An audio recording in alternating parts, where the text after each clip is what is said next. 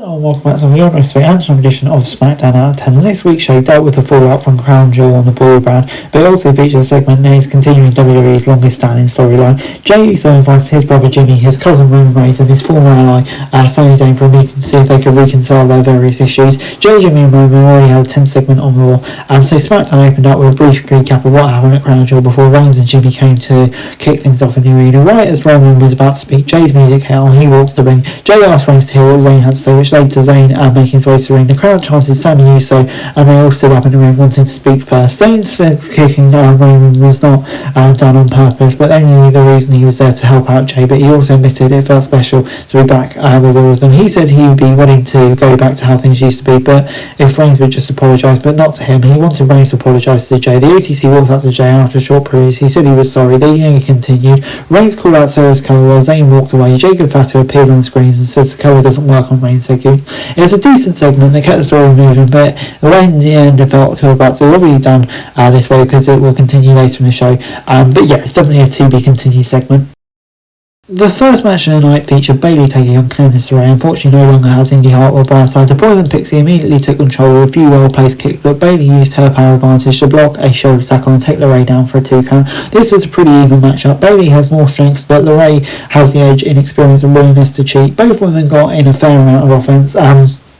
So this one never felt one-sided, but it also made it harder to predict the outcome, especially since Hartwell was no longer there to ensure a dirty victory. The role model saw LeRae's description coming along where she tried to fake an injury and was also able to get the pin and the win. This was fine, but there was a couple of clunky spots along the way. These two can do better, but you can only do so much when a big chunk of your match takes place during a break. So yeah, this gets a 6 out of 10 for me. I thought it was alright without really being spectacular. Obviously the break kind of harmed it as well.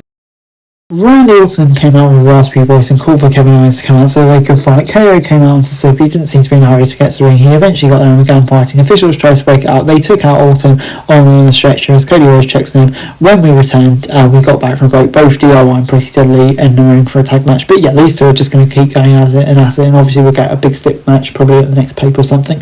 The bell rang and Tommaso Ciampa went right after Kit and Helton.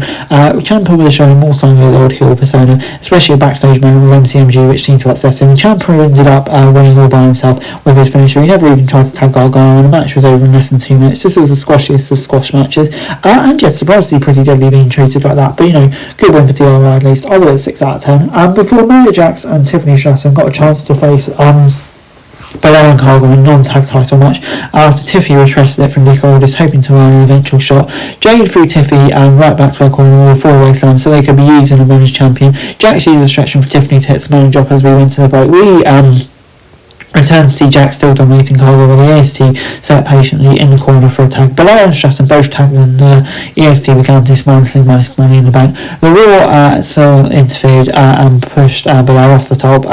But Naomi ran down and beat her up. The delay allowed Belair to get Stratton up for the EST to get the win.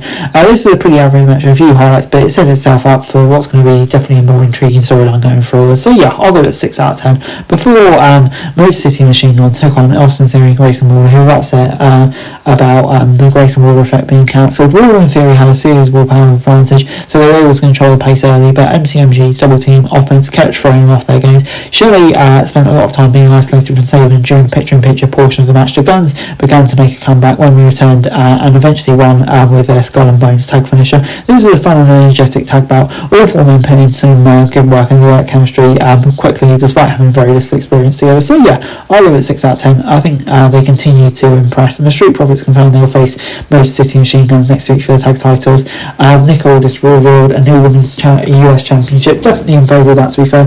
I think, it's about time women's had a big title. Obviously they've got the depth to it now, and yeah, I think lots of contenders, Naomi, Chelsea, Green, Leaching could be in line to win it. Before, the final segment saw Sikoa's Tribal Chief Acknowledgement Ceremony. After a break, Reigns came out to the ring and stood alone with a new bloodline across the ring from him. The OTC challenged Sikoa for a match for the title of the Tribal Chief, and since Sikoa challenged him to a All-Games match, claiming Zayn would be his 5th man. The Bloodline attacked Reigns as Zayn looked on from the stage. The Usos tried and failed to make the save, and Sikoa ordered Zayn to kick Reigns in the face again, but he kicks over, and so after a tense moment, Zayn held his finger up with the Usos to indicate he was on board, and so did Reigns in a great moment. one that has got a massive pop. And this week's show was dominated by Bloodline Business. At least 25% of the show was dedicated to it, and we got our War Games round. As far as the action goes, the MCMG and A-Town Down Under match was match of the night, and yeah, it likely will be again when they put the titles on the line against the Profits. This week's episode may not rank among the best, but it definitely had its great moments. That's it for this video. Thanks very much for watching. Remember to like, share, subscribe, follow us on our socials, link in the description below for daily wrestling news, meme and content. Subscribe to our other channels on screen right now, that'd be greatly appreciated. Thanks very much for watching. Peace out.